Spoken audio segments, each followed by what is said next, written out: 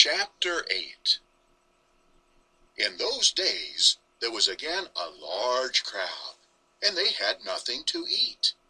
So he summoned the disciples and said to them, I feel pity for the crowd, because they have already stayed with me for 3 days, and they have nothing to eat.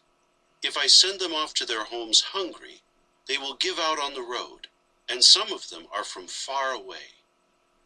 But his disciples answered him, From where will anyone get enough bread in this isolated place to satisfy these people?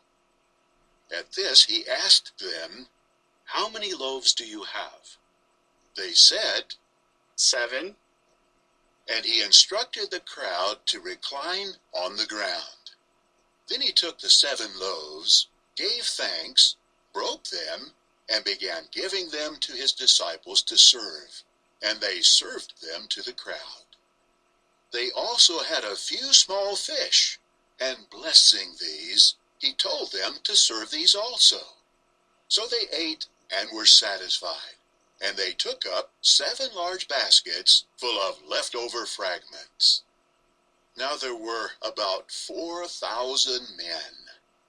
Then he sent them away.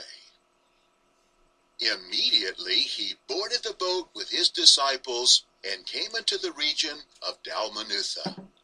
Here the Pharisees came and started disputing with him, demanding from him a sign from heaven to put him to the test.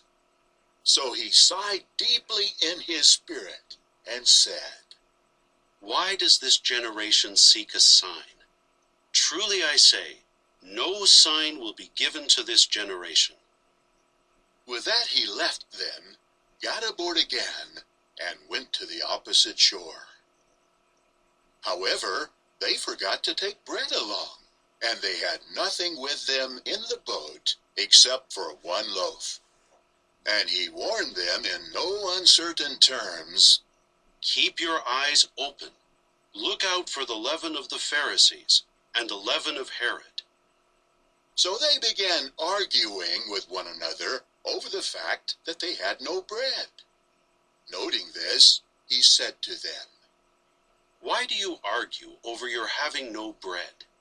Do you not yet perceive and understand? Are your hearts still dull in understanding? Though having eyes, do you not see? And though having ears, do you not hear? Do you not remember when I broke the 5 loaves for the 5,000 men, how many baskets full of fragments you collected?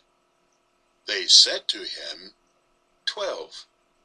When I broke the 7 loaves for the 4,000 men, how many large baskets full of fragments did you take up?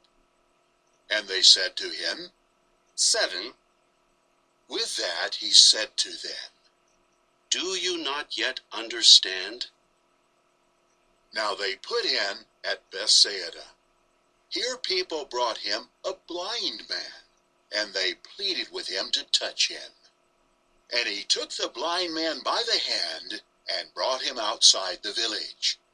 After spitting on his eyes, he laid his hands on him and asked him, Do you see anything? The man looked up and said, I see people, but they look like trees walking about. Again he laid his hands on the man's eyes, and the man saw clearly. His sight was restored, and he could see everything distinctly. So he sent him home, saying, Do not enter into the village. Jesus and his disciples now left for the villages of Caesarea Philippi, and on the way he began to question his disciples, saying, Who are people saying that I am?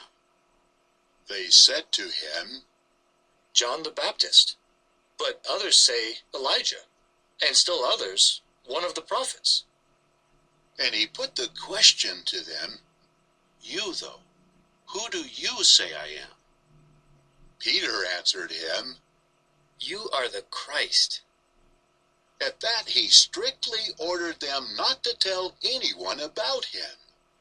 Also, he began teaching them that the Son of Man must undergo many sufferings and be rejected by the elders and the chief priests and the scribes and be killed and rise 3 days later. Indeed, he was making that statement openly. But Peter took him aside and began to rebuke him.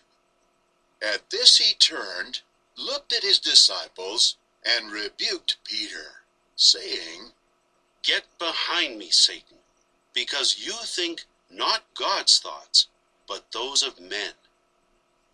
He now called the crowd to him with his disciples and said to them, "If anyone wants to come after me, let him disown himself and pick up his torture stake and keep following me.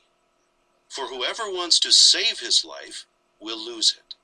But whoever loses his life for my sake and for the sake of the good news will save it. Really, what good will it do a man to gain the whole world and to lose his life? What really would a man give in exchange for his life?